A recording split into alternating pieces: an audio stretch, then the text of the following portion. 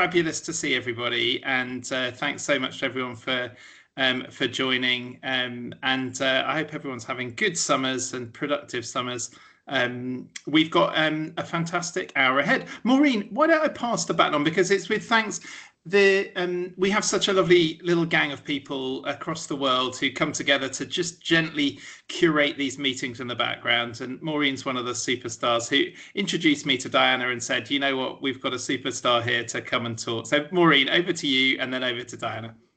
Great. I'm happy to do that. Diana is such a very special person in my life for so many reasons. But as you, I'm sure, read in Bob's note setting us up for this day, Diana is the president emerita for Wellesley College and also an author of a lot of books and articles. But my most recent book that Diana wrote is just fantastic. If you haven't read it, it's incredible. The Claims of Life, and it's the memoir of her life, really going back to her youth. And I think that as I was reading it, I kept thinking she was inspiring me in so many ways that I could change the way I'm leading today, but also to think back on how you got to be where you are and who helped guide you. And the words that kept coming through as I was reading this were trust, were really thinking through relationships, listening skills, all the things that I think we've talked about in our kindness calls came through in Diana's book. In addition to being the president emerita at Wellesley, she's a board member of a number of different really major organizations across the United States, but also was a wonderful board member for IHI. And if I think back to people who influenced me, Diana is the person who always pops into my head. I don't even know, Diana, if you remember sitting in that little room, but I would call Diana when I had a question about my career. And Diana would always coach me through. The words that came to my mind were trust and optimism. And I think what Diana's going to talk about today are ways that we can think about incorporating some of the work that we've all been working on, that as she has been working on, into trustworthy leadership. And the words that she uses were inspiring. So Diana, I'm going to turn it over to you. And Diana's got a wonderful presentation, but also some stimulating questions so that we can get together in our breakout rooms and share what we're thinking and how we'll take this work back to our own work and our own lives. Diana. Great. Thank you. Thank you so much, Maureen, for that lovely introduction. And thanks for inviting me. It's fun to find out about your group. I've been reading up on it. It's wonderful. You said optimism, and I'm going to start. I wanted to start. I felt I should start, but not dwell long on the context in which we find ourselves this morning in this country and the world. I think it's hard to talk about kindness without acknowledging with a deep sigh and sadness the negative, really hostile and cruel forces that are taking root in the U.S. and around the world as we speak. It's a very troubling time in that respect. The playbook for what we're experiencing here in the U.S. is laid out in Timothy Snyder's many writings, many other historians too, of course, distilled in his 2017 manual on tyranny, the little handbook that we had during the first Trump administration. Also in Madeleine Albright's 2018 book, her last, she was a Wellesley alum, I knew her well, was titled Fascism, a Warning. Historians of these transitions into autocracy who've seen it happen over and over around the world comment that this one, if that's what it actually is, we hope not, seems to be playing out especially rapidly in the present chaotic moment that we're seeing every morning when we look at the paper. The erosion of democracy also accelerates the forces of ecocide, and climate change has always been something of concern to me. There's an academic, a wonderful one named Tom Murphy. He was an astrophysicist. He calls himself now a recovering astrophysicist. And he has an online video series he's written. It's titled Metastatic Modernity. And I thought I'd call it out to you, given it the link to your work, Metastatic Modernity. His framework obviously is an extended analogy to cancer with sort of modern, the modern industrial engines and what they're doing. There's another book by a woman named Vanessa Machado called Hospicing Modernity. So again, driving that metaphor further into your domain. Are we humans too blind to reverse the behavioral patterns that are exhausting the Earth's ability to support life? It's such a troubling question. So seen in this larger context, it seems to me the work you're doing on kindness takes on a special urgency and a deeper meaning.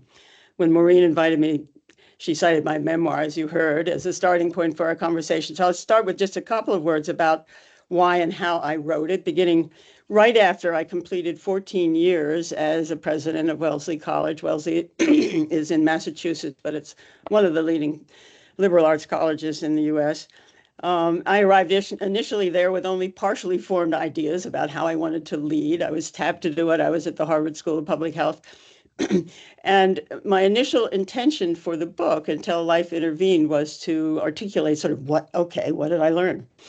The book fermented with occasional inputs from me over a decade or over a decade more after I left Wellesley, in which I was absorbed on these nonprofit boards, as Maureen mentioned, 6 altogether, 2 in higher education, 2 in health, IHI, and also the Kaiser Family Foundation, plus 2 wild cards, one of which was the Mind and Life Institute, which brought me in very close contact with His Holiness the Dalai Lama, as we always referred to him. And I learned a lot there. And the Broad Institute, which is a leading innovator in genomic-based medical research. I was the inaugural chair of that board. So I had this really interesting portfolio. From the outset, the claims of life and my leadership at Wellesley was inspired by the idea of leading from within, a concept that I picked up from a man named Parker Palmer, who became a lifelong friend. He's done a lot of writing on courage to teach, courage to lead, always about courage. In the late 1980s, for 3 years, I'd had the privilege of the Kellogg National Fellowship for Next Generation Leaders, and that had been a chance for me to clarify that I wanted to be a leader worthy of trust. This was a fellowship about leadership, so what would that look like? And during the presidency, I worked out a framework of 5 principles that evolved into a kind of leadership practice, almost, in the sense that the Dalai Lama would talk about a practice. And we have copies available. It's in the back of the book, but also just a 2-page summary if anybody's interested. So The Claims of Life is a leadership book, a coming-of-age story at the outset. It moves through the years to the final stages of my life. It took that long for me to write it. I set out to do it. And it offers a front row seat on some tensions and joys. And inside higher education, we're seeing a lot of that right now. Higher education, where I like to say, everyone wants a voice and no one wants a boss. It's an interesting place to try to lead. It's also a story of love and loss. I lost my husband towards the end of this whole process, and it's a portrait of friendships, many, many friendships that sustained me, without which I don't know how I would have come through all of this, and partnerships. And the partnerships were in our purposeful ones. They're thoughtful and purposeful partnerships. So it was Maureen who then offered me the further insight that this is also very much a book about kindness. So Maureen, thank you for that. And that nudge from her sent me off to think a little bit more about kindness. And I want to just have a few thoughts about that to offer you. And then I want to give you plenty of time to go off into your breakout groups. So as I hinted earlier, we need kindness now more than ever, I believe. As we are facing into the collapse of multiple systems around the world, I think we're seeing that. These breakdowns seem likely to accentuate the uncertainty, the fear, the inequality that many are feeling. I think that's part of what we're seeing here in the US. And then the cruelty and the violence that somehow come in to the middle of that mix. So what does it mean to call for kindness now in this world? What is the nature of that challenge? And on this question, I came upon, as I was sort of thinking about what to bring you, a call to kindness by an abbot, Abbot Giroux, of the San Francisco Zen Center. That's a Zen center that's been in existence for a very long time, very, very active during the AIDS epidemic, and has a big membership and following, the San Francisco Zen Center. He wrote a letter to his Sangha, and he gave a Dharma talk also, and that's available on YouTube. The letter's available. I can provide links to anybody who's interested. I've just pulled out little pieces of it. So he says, we need kindness And I love the way he framed this: in defiance of cruelty, in refusal of the pull towards cynicism and numbness, kindness as an expression of awakening, as a celebration of the intimacy and the mystery of this being alive together with all beings and things. Kindness that flows up from the core of our being, that is deep-rooted, ongoing, and dynamic. And he goes on and defines those terms. I just sort of summarize, but ongoing means it has no gap. It's persistent. It's who you are. Deep-rooted means its source is tended. You don't take it for granted. You pay attention to it. You have practices to make sure you continue to be mindful. Dynamic means it is intimate with real situations and contexts, with our actual life right now. And here, this is an even more complicated thought, but really a valuable one, I think. So he says, it is not a reaction to something. It is not a reaction to something that appears. So here's a person in trouble. I will be kind. But an ongoing posture before there is any separation between me and this person to whom my heart goes out.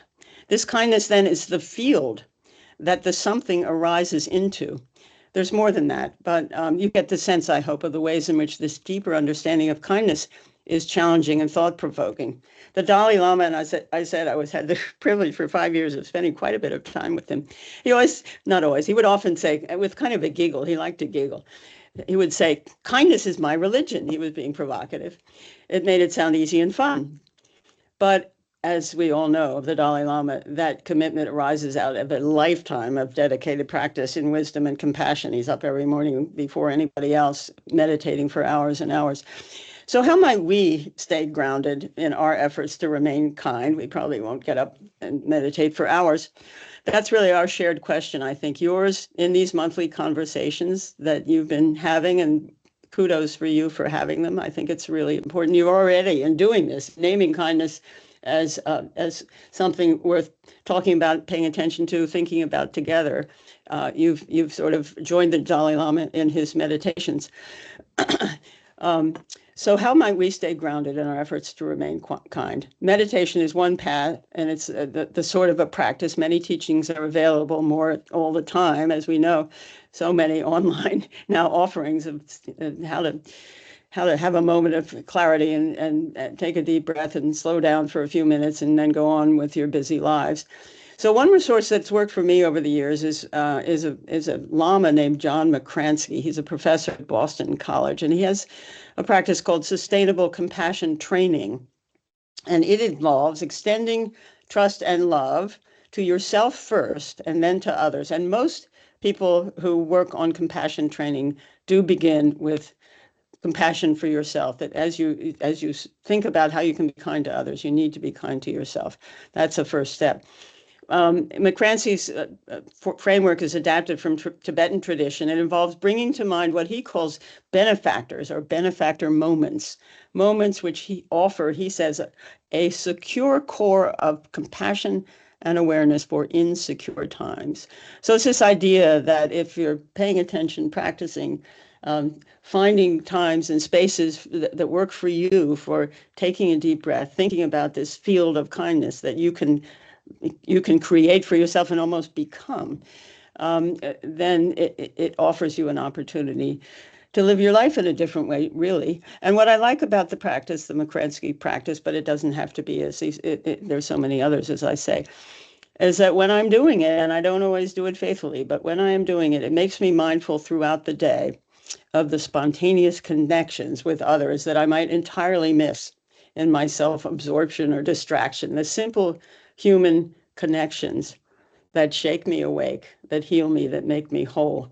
And the more open I am to those moments, the more I'm giving them space in my life and my time and my heart, the more commonplace they become in my life and the more they nourish and ground me as I go forward.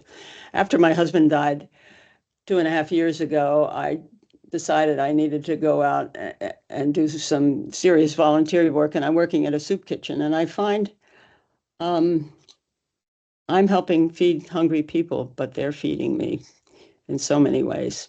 When they go through the line and I ask them whether they want some cauliflower on their plate.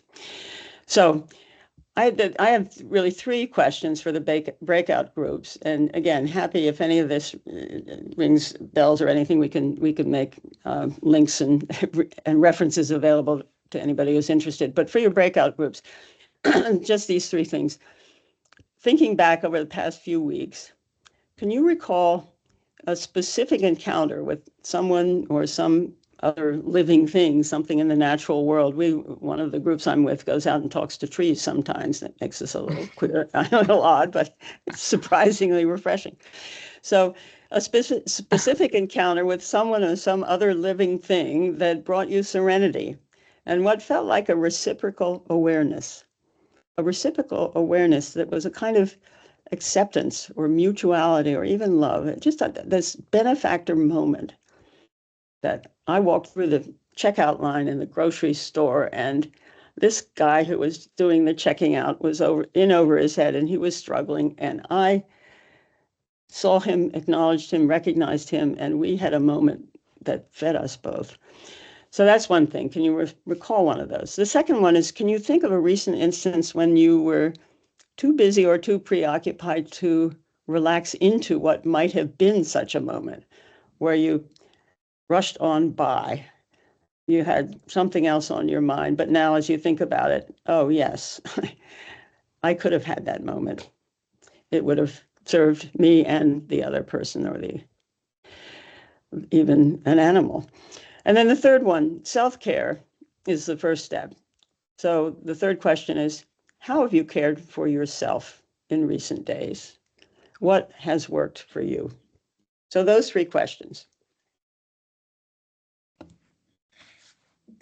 Diana, wow. Thank you so much. That was absolutely wonderful. I've got this vision of you giggling with the Dalai Lama as well. That was just a sort of little beautiful bonus that we need to find more about. Listen, thank you so much, and your timing and things is beautiful. I think we should fling people out into breakout rooms. For those of you who have not been here before, you just have to sort of put on a metaphorical safety belt as you disappear into the ether for about 15 seconds. Sit tight, relax, enjoy that moment of maybe serenity, as per Diana's first question. And you will land in a group, and there's groups of 5 or 6 people. And what's wonderful is you'll meet some people you've never met before. So do spend a little moment to say hello. Maybe that breakout room will be that moment of serenity. For those of you who are heading into railway tunnels and things like that, thanks for the lovely notes. What we'll do is we'll go to about 20 to the hour. So wherever you are, 20 to the hour. So we'll do 20 minutes or so in it. If you have technical issues, and indeed I've had them, and everything breaks and gets, just sign out the meeting, re-sign in. I will be waiting for you, having my moment of serenity in the main room. So I'll maybe see some of you there. But we've got those 3 things. So thinking about the moment of serenity, where do we miss that moment through being too busy, too rushed? And the third bit was Diana's question about self-care and having a think about that. Look, you're going to have some fun. Diana, thank you so much. That was absolutely beautiful. Right, time to hit the head off to the rooms piece. Let's see what happens. See you all shortly.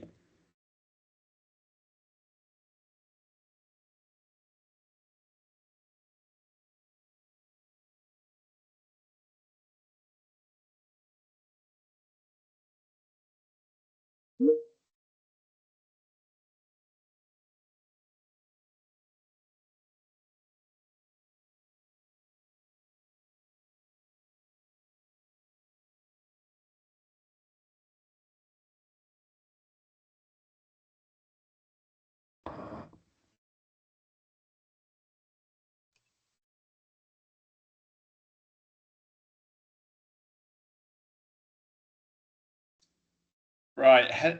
There are certain regulars in the Anna's giving me crazy. There are definitely some people's computers and things that resiliently refuse to get into the main room. But Diana, for my benefit, I'm very glad yours is one of them.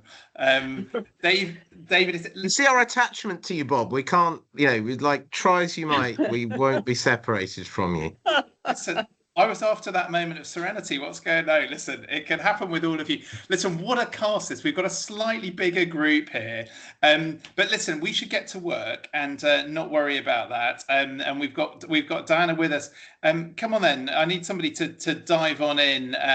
Where was tell us about those moments of serenity. Where did you find David? Come on, are you happy to kick off for us? And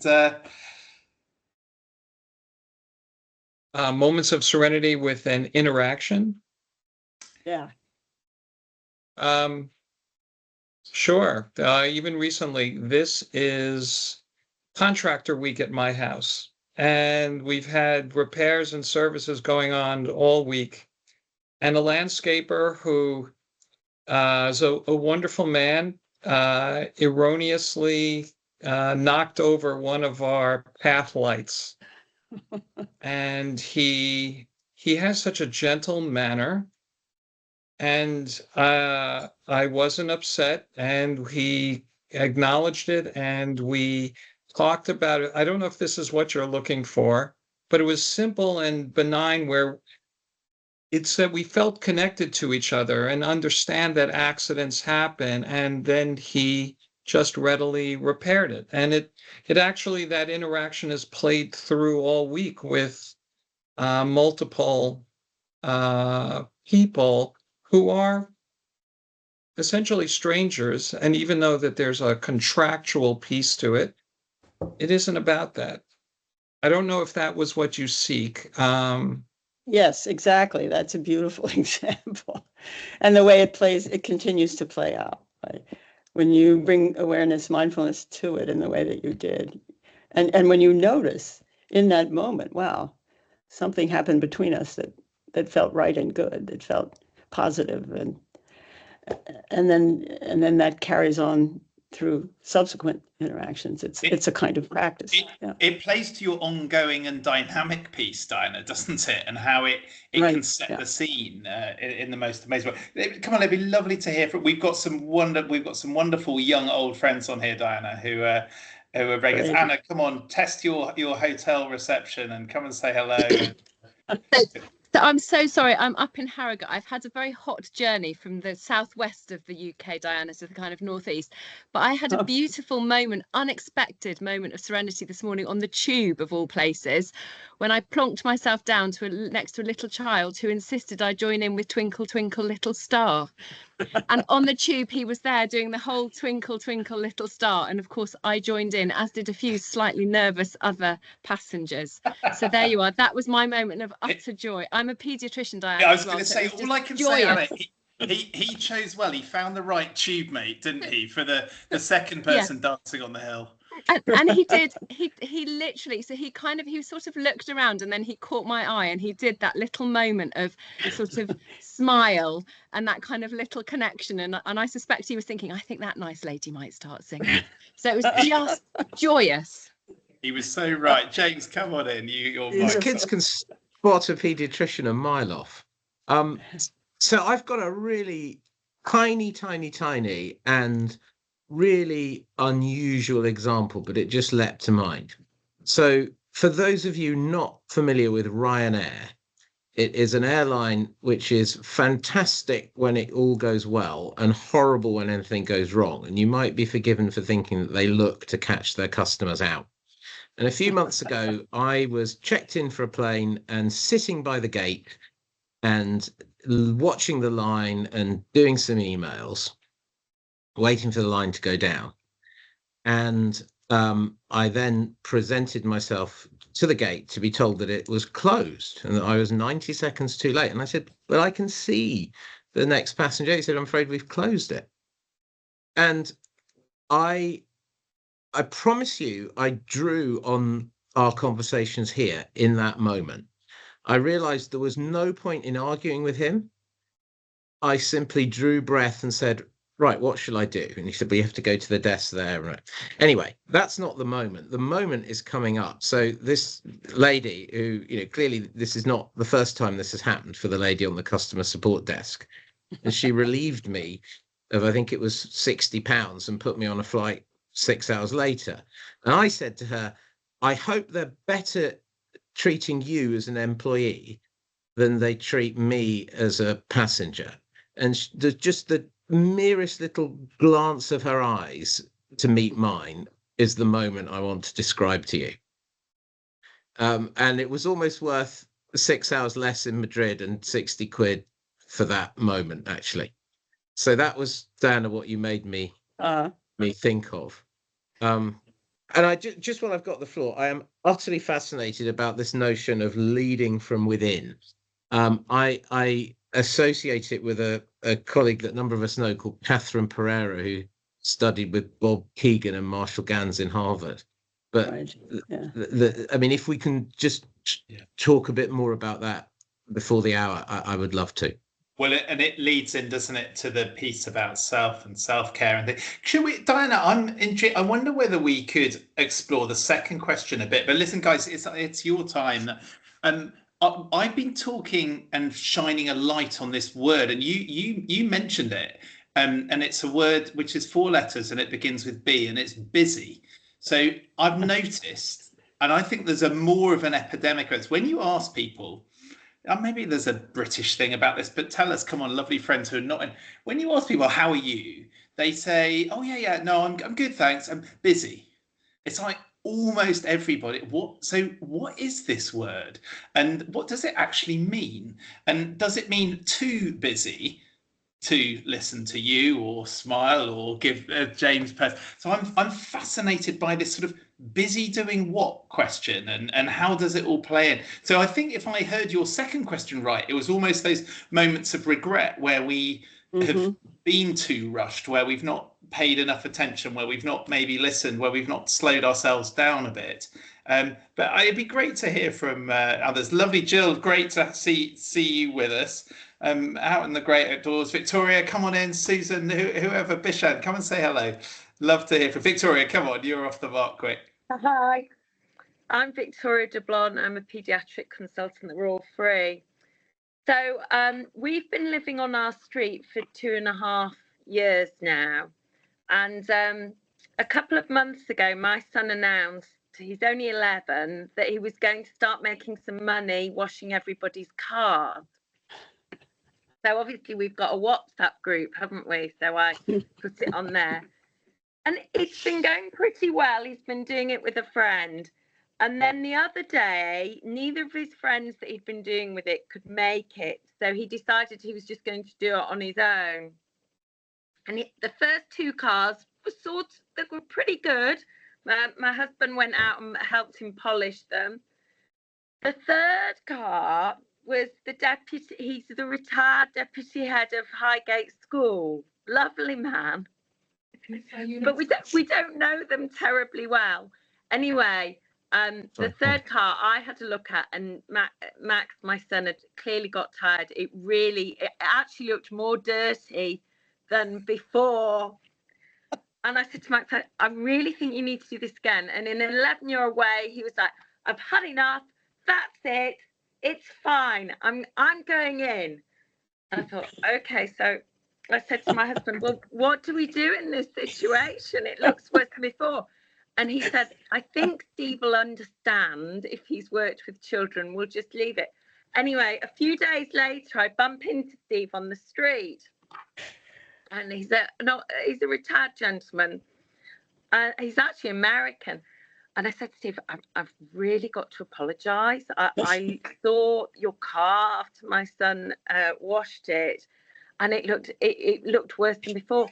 He said, don't worry at all. I'm just thrilled your son is being entrepreneurial and it's all worth it. And you really mustn't worry. And we'll get him to do it again in a few weeks. That's great. It's just beautiful. Oh. Just, there are a lot of people out there that are kind who, there's some people who would not be able to cope with that. So and there's a really interesting bit, Victoria, about what you measure there. So one of the things that we've talked about, and Diana, you'd be interested in this over the last 5-6 years, time and time again, we come back to the measurement piece. So if the measurement there is how clean the car is, which at face value is a very reasonable measurement to have for a car cleaning exercise where money's changing hands. But it's interesting, Bob, because the other thing he said to me was the conversation he had with me when I came to get the keys was lovely, and it was one of the nicest conversations I had today. My son's not as quite as chatty as me. He doesn't over chat. He's more reserved. And I said, that's interesting. He said, yes, he asked me how my walk had gone. So Steve measured the outcome of his £5 that he'd paid in a completely different way. You'd have paid £50 for those outcomes. And this is the bit that, so what we value and what we measure. I did a talk yesterday for about 70 finance directors. There's a very good organisation called the HFMA, which is in the UK, which is a collection of a membership organisation for finance directors. And I did a talk to them about value, and I introduced the concept right at the beginning with a wonderful late friend of mine who was in his 80s called Michael Morton, who had a very simple message, and it was value the patient's time. So they were having a conference about value, and the only intervention I made was rocked up on my bicycle as a paediatrician and said, whose value? Yeah. That was basically the premise. That was my talk. That was it. You don't get much content off me, but there's something about whose measure are we talking about here? And Victoria, your story is beautiful because listen. Let's hear from some others. Bishan, where I'm trying to work out where you are. Well, I'm in the attic bedroom because the kids are in that witching zone, and I've thankfully got my partner on backup. But yeah, look, and I actually was on.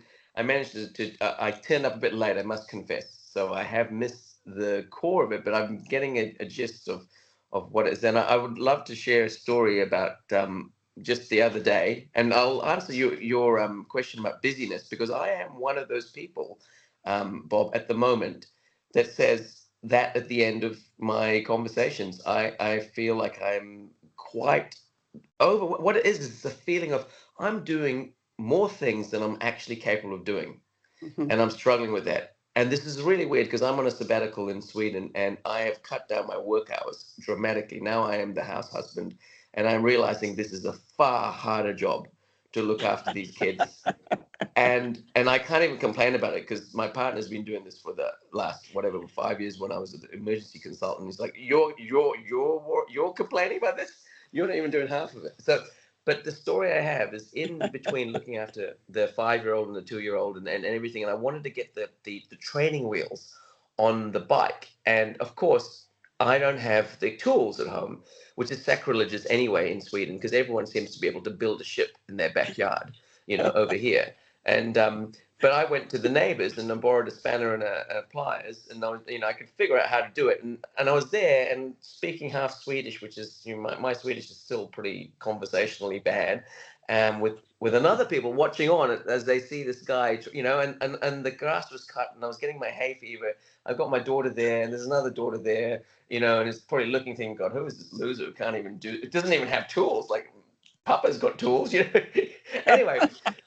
Just going into this moment of serenity hit where you just fully accepted the situation. There was one neighbor who gave me the stuff and I knew she doesn't judge me. There was another dude, he was judging me like totally, like he was laughing at my Swedish and everything. And I was thinking, dude, come on, give me a break. At least I had the courage to come in. Anyway, and I went in there and I managed to put it together and I said, there you go, Ella. And then I realized I put like them lopsided, you know what I mean? The heights were a bit lopsided. So I had to say, you know what, it's okay. We'll go back and we'll sort it out. And I'd owned the situation and I walked away and I was like, and of course I'm getting text messages from my partner at the same time saying, when are you coming home? What's going on? I'm like, just trying to sort this out. So the point is, I guess what is really what happens, I find those moments of serenity happen for me when I absolutely hit the wall. And it happens quite a lot. And you absolutely get flattened and there's just nowhere worse to be. I have it in the resus room. you see that, and you see that the patient, and you see the scenario is going down the gurgler. And then I just like take a deep breath and I go into my center, which is the heart, and I just sort of accept. And then there's this another consciousness that comes, and then you're in this flow state. And so I don't know where this belongs and everything, but I also want to reflect back. But I think the fact that I borrowed something from that neighbor really added a lot to her. And this is where I believe it's actually being vulnerable and being a community, like what Victoria said about the son and the elderly gentleman. What matters, what we think matters, isn't as important as what we know from the Blue Zone research. It's the social connection. It's being out in nature. It's doing, communal stuff. And this is, I think, what we need to bring back. Amazing picture. Listen, Jill, I don't know what your connection's like, but not least because you're connecting with nature. Your work is really all about perspectives, about social connection and things. I'd love to hear your voice. And Susan will pop to you, and then we're probably out of time. But Jill, come on there. Oh, thank you so much, Bob. Can you hear me okay? We can hear you so well. Beautiful. Okay. So I'm having a very random day. I'm buzzing because we've been running a Who Shoes event up in Staffordshire. The first one we've done around special educational needs, and it was just great. The people are just wonderful, and parents came, and some very real conversations we're having. So I'd agreed to call on the way back from Staffordshire to my grandson's cricket match. So I'd said to James at the last minute, sorry, I won't be there tonight. But now I'm actually kind of watching an under 11s match, but it's the wrong one. So Colin's walking back now. I said, just leave me because I don't like missing this conversation.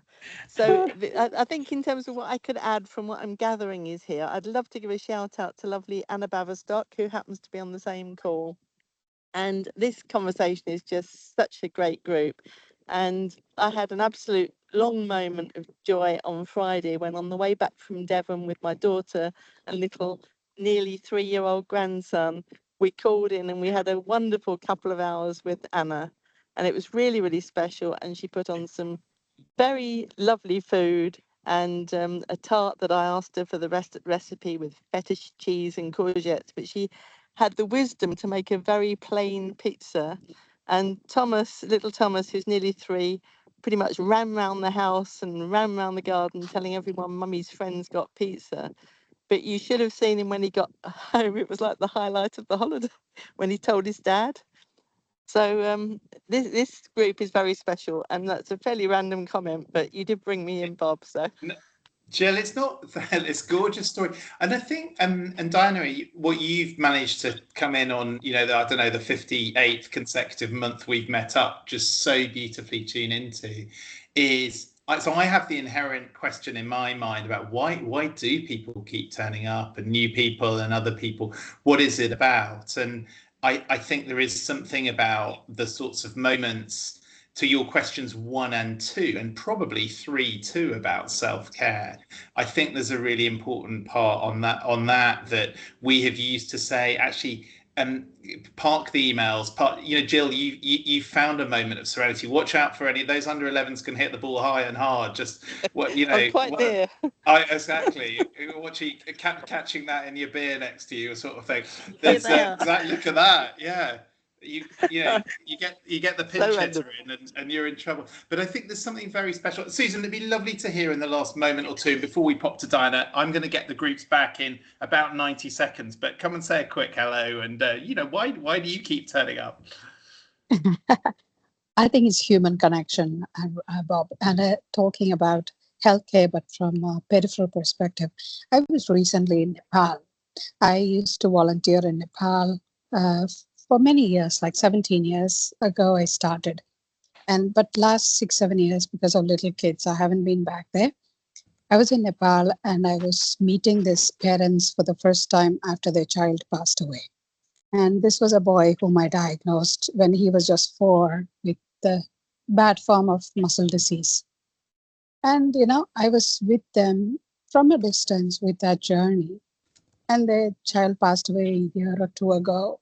And I hadn't been back there for 6-7 years. And I was quite emotional. seeing them after so long. I was in their home, sitting basically where the child used to sit. And the parents were so stoic, Nepali, and they just said, look, our tears have dried out because we've cried so much. There's no more to come.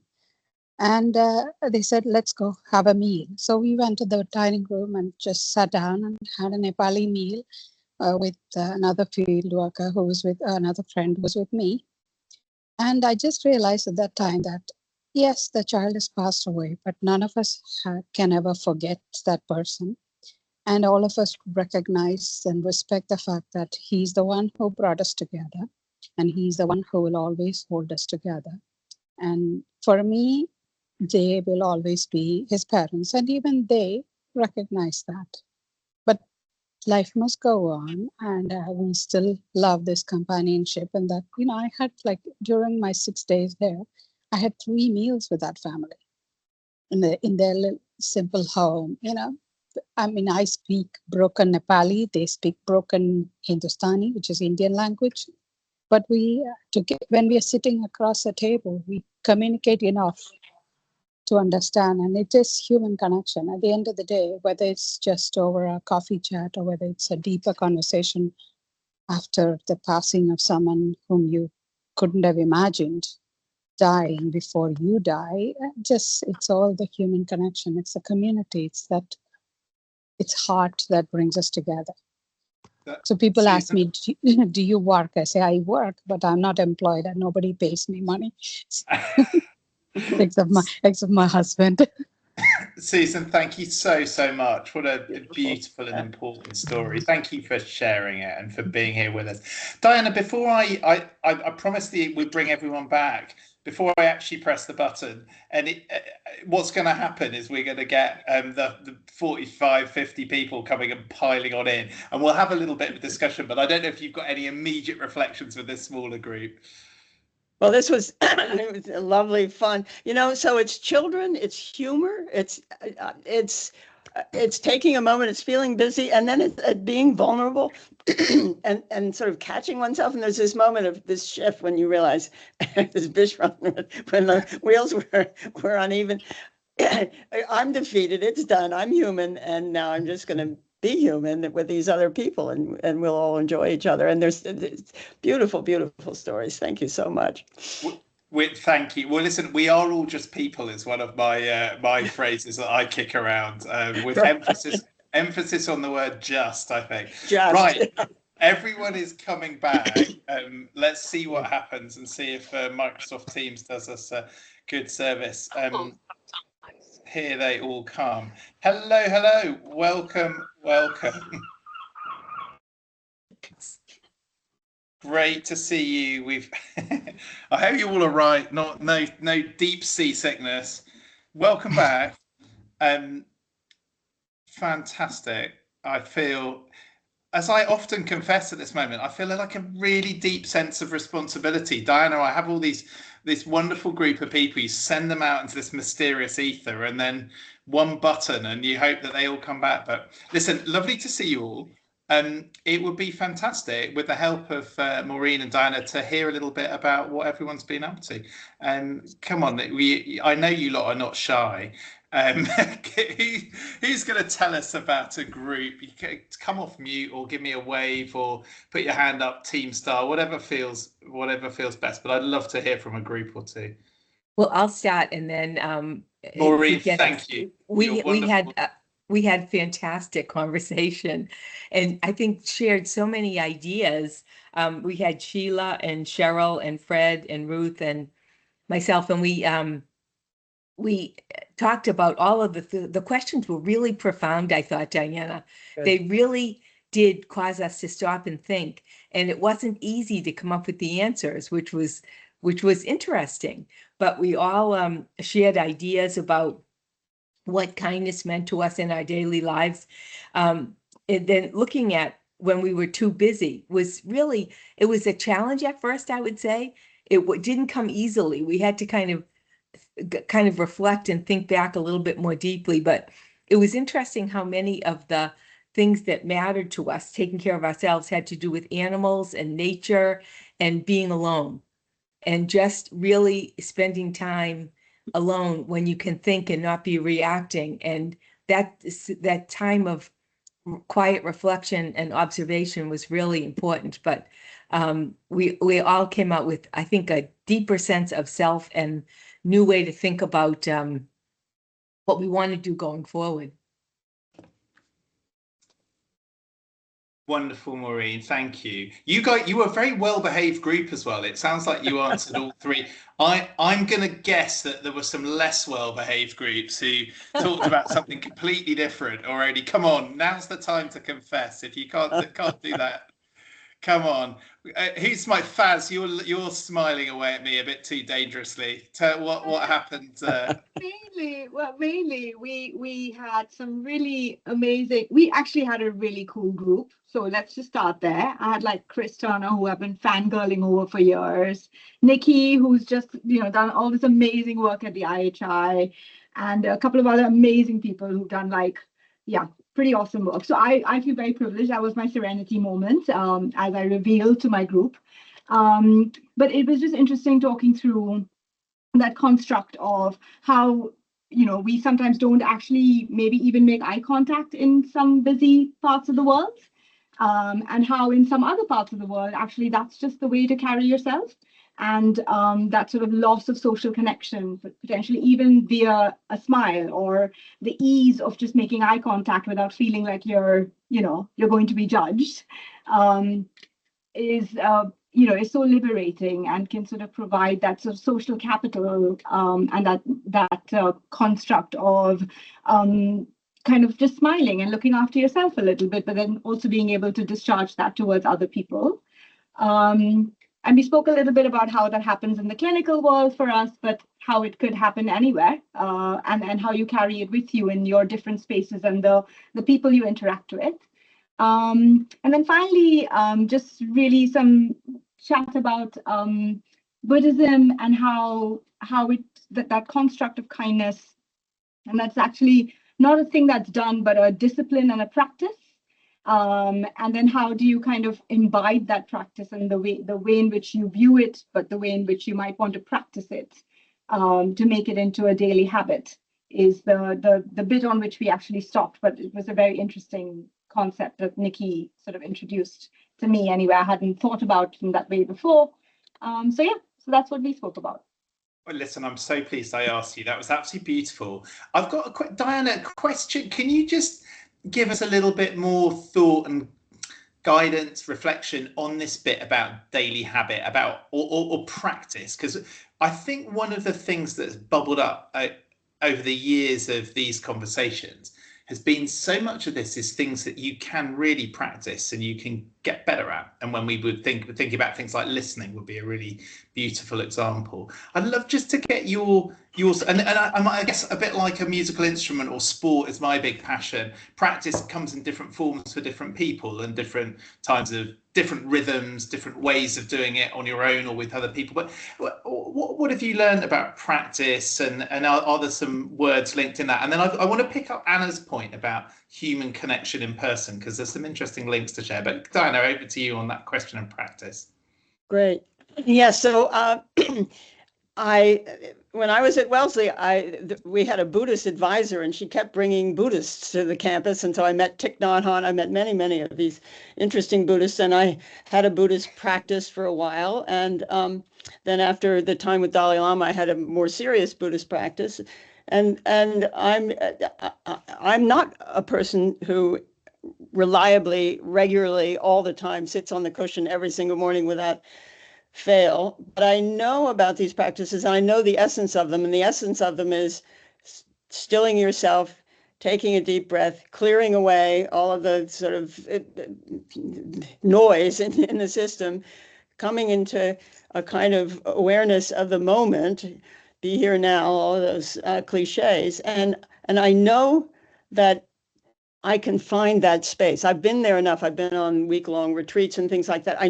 So I can reliably find my way back to that space when I need it. And the problem is, of course, when you need it, you're least able to understand that you need to take yourself in hand and say, wait a minute, I'm not behaving in a way that's best for me or best for the people around me, and I need to come to terms with that. But the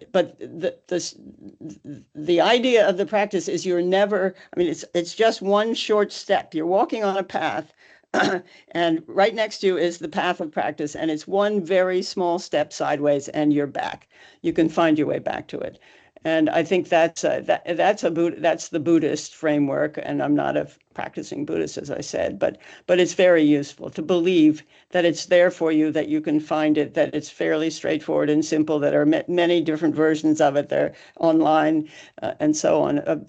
Taking that time for yourself to reground, to just slow down. We're all moving so fast through the world.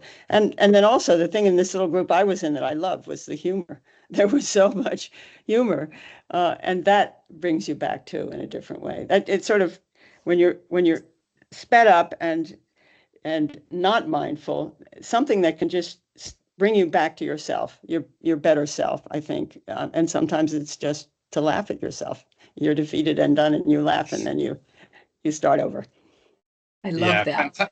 Fantastic stuff, and there's some beautiful things going on in the chat. And James, you've this busy is a badge. One of the things that happens here is we commit to all sorts of other things. There's definitely, as James, I'll bring you in on things to talk about busy or anything else. There's also some interesting conversations about the measurement piece as well that we should come in, and what we value measuring. But James, come and say hello, and then we've got some other hands up as well. Hanny, who's here for the first time as well. You're so welcome. So let's hear from James. Let's hear from Hanny, and we've got about 6-7 minutes. I suppose, I mean, so I'm James. I'm got a medical background, but do a strange range of things, mostly in London. And what I'm really thinking about, and I'm spotting a pattern across a whole set of conversations, and I found myself in an art gallery on Tuesday, just drawn to one particular painting, and it was the Brera in Florence, and I might in Milan. I might try and put it in the chat if I can. It was this extraordinary St. Peter, enthroned and enrobed, it was called, and he had all this stuff going around it. But he's been painted by a guy I'd never heard of called Cima de Conigliano, looking really kind of impish and grumpy. And I just wondered, like, the painter was having a laugh. I think it was just wonderful. Anyway, what I wanted to say is, I think, and this is something which is, I think, enshrined in all religions, which is that there's something about the enormous benefit of having reference to something that is somewhat mysterious and somehow bigger than any of us can be. And that's actually quite liberating, because you then stop trying to be the thing yourself, because you can never be it. And I guess what I've been trying to piece together is, I got into university on the back of Richard Dawkins. I mean, he wasn't the philosopher that he was an evolutionary biologist. But this kind of, everything's rational, everything's mechanical, it just seems to me rather cold and simplistic. And this idea of mystery and something bigger, and whatever we used to call it religion, whatever we call it now, I clearly lots of people are still religious, but it's that what I'm trying to say, and I'd meant to be brief, and I'm now kind of plowing on, but it's this sense of mystery and something much bigger, which I think is common thread through a lot of our conversations here. And I wonder whether, maybe Diana, with some of your numerous Buddhist contacts, we might even explore that explicitly, because we keep on touching on it, but never really go deep into it. Sorry, I rambled, Bob. That's all right. Thank you, James. Let's hear from Hanny. And Hanny, it was an absolute delight to meet you in person. And one of the themes, and thanks for coming to join. Come and say hello. Do introduce yourself, and it'd be lovely to hear from you. Then I'm going to pop back to a quick check-in with Maureen, to Diana, and then we're going to wrap up.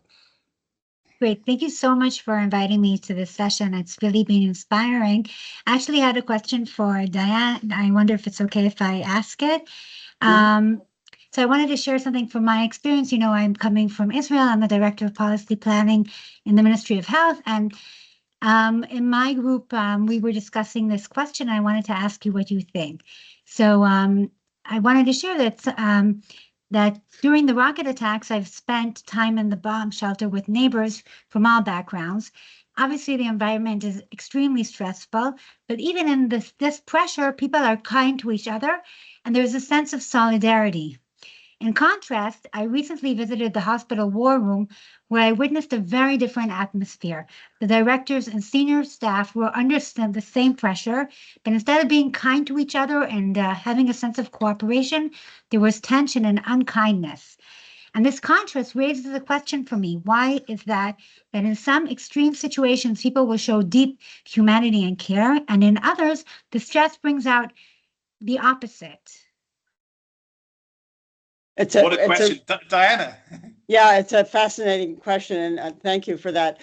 There's a book called A Paradise Born in Hell, and it was written about emergency situations where people do tend, and there's research on this, I don't know it deeply, but do tend to come together and support each other. So in the shelter, you're all in the same situation together. It's terrifying, of course, and I'm so sorry you're going through this. In the hospital, people have responsibilities and feel them acutely and are carrying them forward, and there's tension around that, and people are in different sort of hierarchical positions. So, but what we want to do, what we all want to do, is figure out a way we can find our way to. After 9/11 in the U.S., there was a very short period when we were all so kind to each other. We were brokenhearted and we were kind. And it ended after a couple of weeks, and we were all aware of the fact that it was ending. And so how do we sustain that when we're shocked into a moment of understanding this living is very hard for all of us, and we all have different parts of that, and we can help each other through it? How do we sustain that? And that's, I think, a good question to hold on to and carry forward. I think Jim is right about the mysterious. There's so much we don't understand. You know, this, I mentioned the recovering astrophysicist. We don't understand why modernity is destroying the planet, all the ways in which it is, what the possibilities are, how it will unfold, how it will end. We don't know. No one knows any of that. We don't know. So holding on to each other in the mystery of it is what we want to try to do. Well, thank you. I'll just make a comment or two before we wrap up. Yeah. First of all, Hanny, I loved your question. Thank you for that. It really resonated with me. And especially because that's why I wanted Diana to come today.